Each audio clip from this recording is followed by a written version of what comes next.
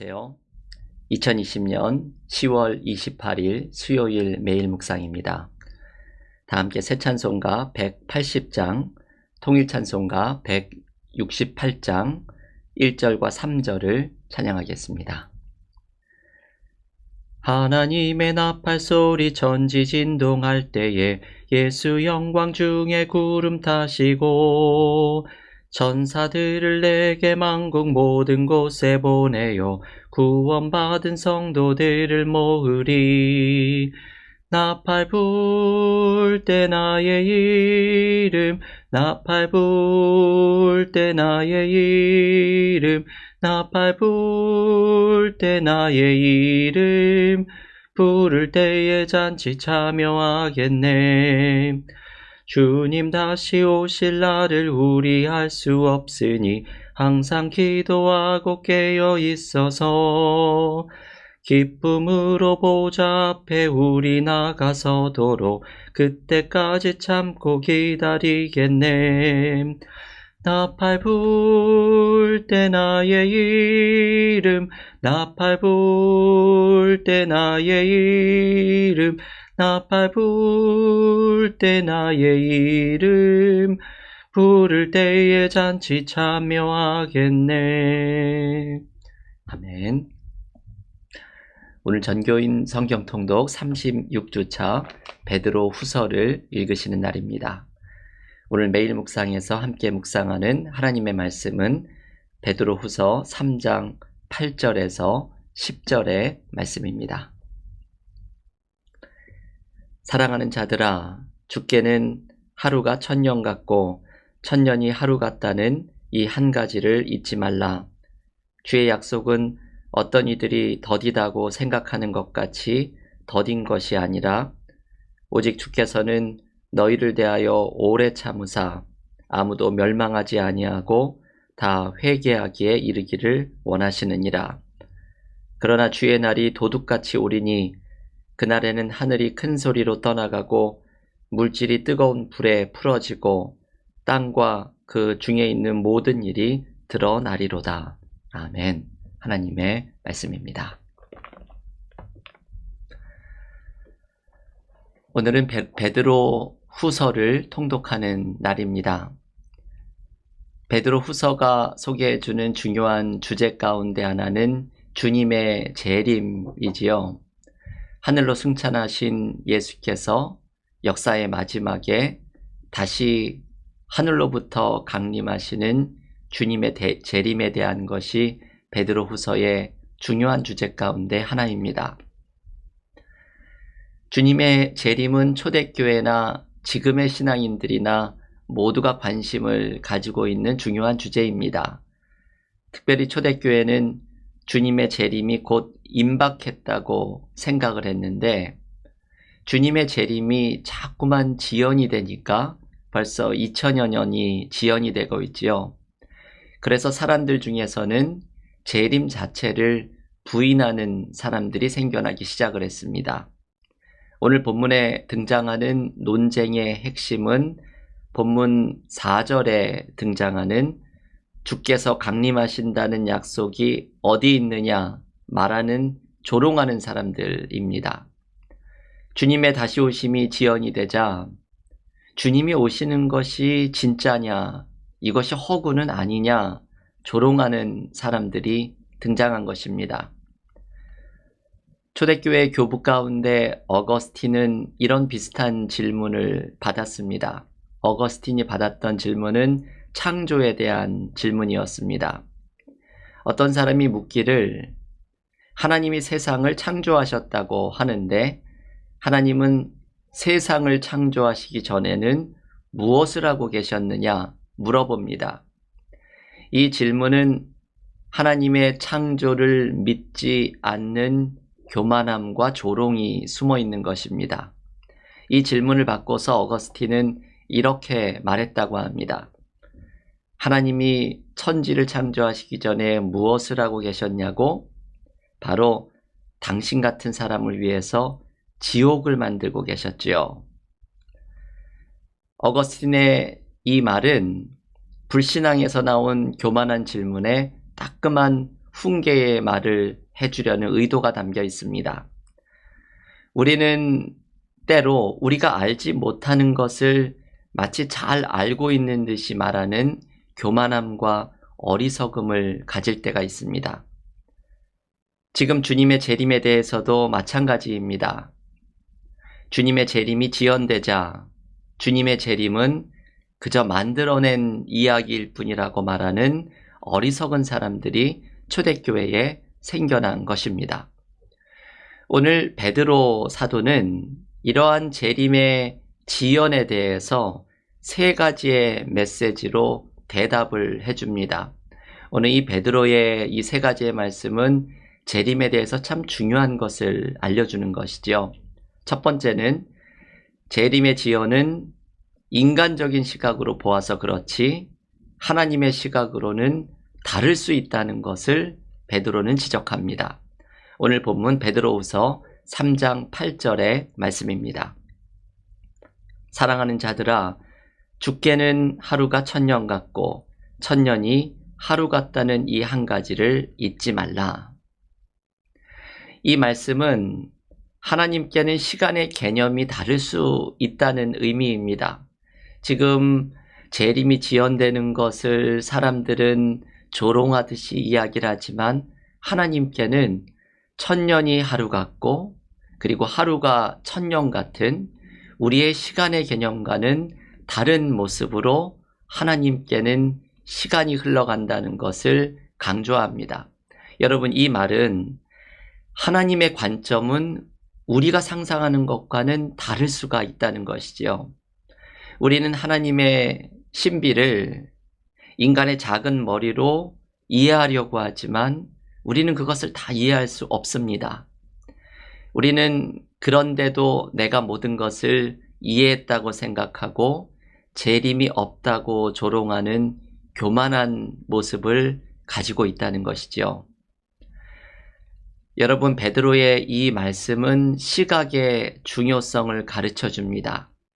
1000년이 하루 같고 하루가 1000년 같이 하나님의 시각은 우리와 다를 수 있는 것을 기억하면서 재림도 하나님의 시각으로 이해해야 한다는 것이죠. 그리고 또한 이것은 우리의 삶 또한 하나님의 시각으로 바라볼 것을 초대합니다. 이 땅에 살아도 하나님의 시각, 하나님의 관점으로 바라보면 우리는 인생의 새로운 길을 발견하게 됩니다. 모든 절망 속에서도 하나님의 시각으로 바라보면 새로운 희망과 가능성을 발견하게 됩니다. 사실 재림이란 주님께서 다시 오시는 그 순간도 만물을 새롭게 하시는 하나님의 새로운 가능성이 시작되는 시간입니다. 하나님의 시각으로 보면 재림의 시간이 얼마나 다르게 보일 수 있는지를 생각하면서 베드로는 우리의 삶 또한 하나님의 관점으로 모든 것을 바라볼 것을 초대합니다. 우리의 삶을 하나님의 시각으로 바라보면서 하나님이 주시는 새로운 은혜, 새로운 통찰력, 삶을 새롭게 바라보는 지혜를 경험하는 믿음의 삶 되기를 기원합니다. 두 번째로, 베드로는 재림이 지연되는 것은 하나님이 자비로우셔서 사람들에게 회개할 기회를 주시기 위함이라고 말씀합니다. 오늘 본문 베드로후서 3장 9절을 함께 읽겠습니다. 주의 약속은 어떤 이들이 더디다고 생각하는 것 같이 더딘 것이 아니라 오직 주께서는 너희를 대하여 오래 참으사 아무도 멸망하지 않고 다 회개하기에 이르기를 원하시느니라. 아멘. 베드로는 재림의 지연이 하나님의 오래 참으심 때문이라고 말을 합니다. 하나님이 오래 참으시는 이유는 사람들이 멸망하지 않기 위함이지요. 주님의 재림은 오늘 본문 7절 마지막에 나오는 것처럼 심판과 멸망의 날입니다. 죄인이 심판을 당하는 것이 재림의 날인데, 이 재림이 지연되는 것은 하나님이 죄인들에게 회개할 기회를 주시기 위해서 참으시는 긍휼의 시간이라는 것입니다. 곧 베드로 후서는 재림이 없다고 이야기하는 사람들에게 이렇게 말하고 있는 것이죠. 당신 같은 죄인 때문에 재림이 지연되고 있는 것입니다. 하나님은 당신이 회개하고 심판을 받지 않게 하시려고 재림을 지연하고 계시는 것입니다. 빨리 회개하고 복음을 믿으십시오. 이것이 베드로의 대답입니다. 베드로의 이 말씀은 참 은혜로운 말씀입니다. 재림의 지연은 죄인들과 악인들에게 회개할 기회를 주시려는 하나님의 불쌍히 여기심 때문입니다. 생각해보면 우리가 구원을 받은 것도 우리를 한없이 기다려주신 하나님의 불쌍히 여기심 때문입니다. 오늘 베드로 사도가 전해주는 메시지는 우리는 하나님의 불쌍히 여기심 때문에 살아간다는 것입니다. 우리는 하나님의 불쌍히 여기심 없이는 단 하루도 살아갈 수 없는 존재입니다. 우리를 불쌍히 여기시는 하나님 앞에 오늘 하루도 우리의 모든 기도의 제목을 내어놓고 하나님의 자비하심을 의지하는 믿음의 교우들이 되시기를 기원합니다. 마지막 세 번째로 주님의 재림의 지연에 대해서 베드로가 주는 말씀은 깨어있으라는 말씀입니다. 오늘 본문 베드로후서 3장 10절을 마지막으로 함께 읽겠습니다. 그러나 주의 날이 도둑같이 오리니 그날에는 하늘이 큰 소리로 떠나가고 물질이 뜨거운 불에 풀어지고 땅과 그 중에 있는 모든 일이 드러나리로다. 아멘. 여러분, 여기에서 베드로는 주의 날이 도둑같이 올 것이라고 말합니다. 도둑같이 재림의 날이 온다는 것은 우리가 생각하지도 못한 시간에 주님께서 다시 오실 것이라는 것을 의미합니다. 주님의 재림이 없다고 말하면서 삶을 하나님의 시각이 아니라 자신의 시각으로 바라보는 자들에게, 또한 하나님이 회개하고 돌아오기를 기다리고 계심을 아직도 깨닫지 못하고 살아가는 사람들에게 아차 늦었구나 싶은 모습으로 주님의 재림이 도둑같이 임하게 될 것이라고 베드로는 말을 합니다. 그래서 주님께서는 비슷한 말씀을 하셨지요. 마태복음 24장 42절에서 이렇게 말씀합니다. 그러므로 깨어 있으라. 어느 날에 너희 주가 임할는지 너희가 알지 못함이니라. 주님은 깨어 있으라고 말씀을 합니다. 이것이 오늘 10절에서 베드로가 말한 도둑같이 임할 것이라는 말씀과 마찬가지입니다.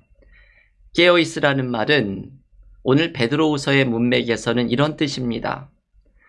나의 교만함에 사로잡히지 않도록 항상 깨어 있고 삶을 하나님의 눈으로 바라보도록 항상 깨어 있고 내가 회개하고 돌아오기를 기다리는 하나님께 항상 깨어 있는 자들이 되는 것입니다. 항상 깨어서 기도할 때 우리는 하나님의 눈으로 삶을 바라보는 자들이 됩니다.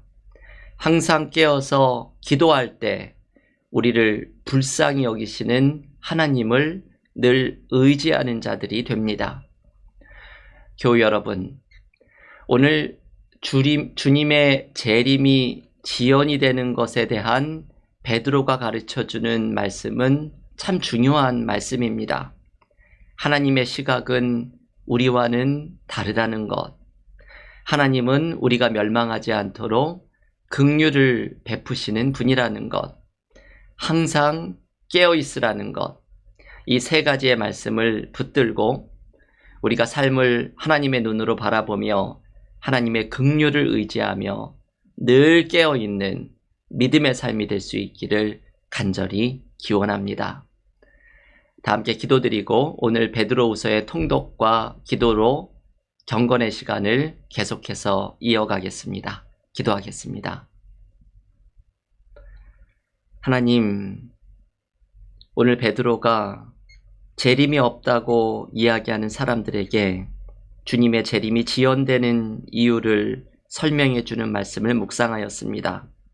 하루가 천년 같고 천년이 하루 같은 하나님의 시각은 우리와는 얼마나 다를 수 있을지를 기억하면서 우리의 삶도 하나님의 시각으로 삶을 바라보게 하여 주셔서 새로운 가능성, 새로운 삶의 길을 찾아나가는 믿음의 지혜를 경험하게 하여 주시옵소서.